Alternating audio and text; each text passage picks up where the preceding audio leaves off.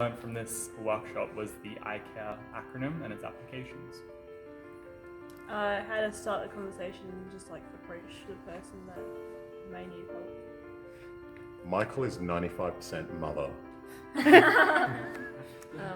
Clarity. How to approach mental health topics.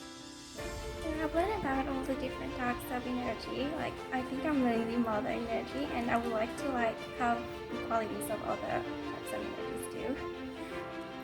That not everyone approaches a mental health thing in the same way. And even I found it interesting how people receive certain people very different things. Confidence to start a check-in conversation.